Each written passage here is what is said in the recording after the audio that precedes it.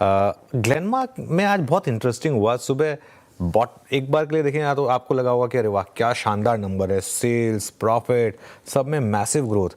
लेकिन जब उसको अच्छे से खंगाला तो कहीं ना कहीं एक, जैसे कहते हैं ना कि bad taste in the mouth, वो वाली बात हुई कि ऐसा क्या हुआ ग्लेनमार्क में। जो डिफरेंस था रिपोर्टेड नंबर्स में और एक्चुअल ऑपरेशनल नंबर्स में, वो समझते हैं एक बार यतिन से वापस। यतिन बताइए।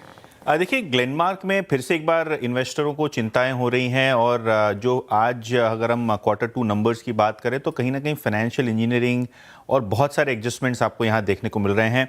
अगर हम बात करें तो आउट लाइसेंसिंग फ़ी की इनकी जो इनकम है उसको छोड़ के अगर आप नंबर्स को देखें तो कंपनी ने बहुत सारी चीज़ों पे डिसअपॉइंट किया अर्निंग्स को लेके। इनफैक्ट अगर हम इंडिया बिजनेस की बात करें तो जीएसटी इम्पैक्ट की वजह से मैनेजमेंट का कहना ये है कि यहाँ एक बहुत बड़ा उनको राइट ऑफ लेना पड़ा है। एक R&D फैसिलिटी है स्विट्जरलैंड में, यहाँ भी इन्होंने राइट ऑफ लिया है। तो कुल मिला के जो क्वार्टर टू का राइट ऑफ था वो 1380 करोड़ रुपए का था। और क्योंकि आउट लाइसेंसिंग फी का वजन था इस क्वार्टर में, आपको नंबर्स रिपोर्टेड बेसिस पे ये दिखाई नहीं दे रहा था कि किस तरीके का राइट ऑफ है।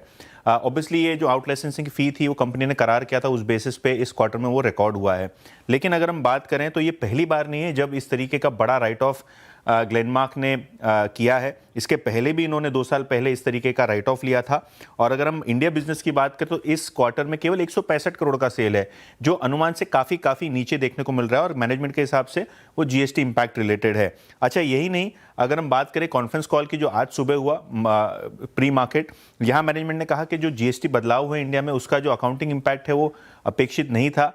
आगे जाके लोगों ने पूछा कि ऐसा एक्सेप्शनल आइटम आएगा, तो उम्मीद कम है, लेकिन पहले भी ऑलरेडी एक बार ये ऐसा कर चुके हैं, तो वो एक लटकती तलवार रहेगी। इसके अलावा अगर हम बात करें गाइडेंस की तो 15% के आसपास की ग्रोथ गाइडेंस उन्होंने दी है। और अपने R&D आर्म के आईपीओ के बारे में भी बात की, तो शायद जब कॉन कॉल चल रहा था तब स्टॉक ने इस कमेंट्री के ऊपर स्पाइक अप किया, लेकिन क्लियरली ये जो राइट ऑफ है वो कहीं ना कहीं बाजार की चिंताएं बढ़ा रहा है।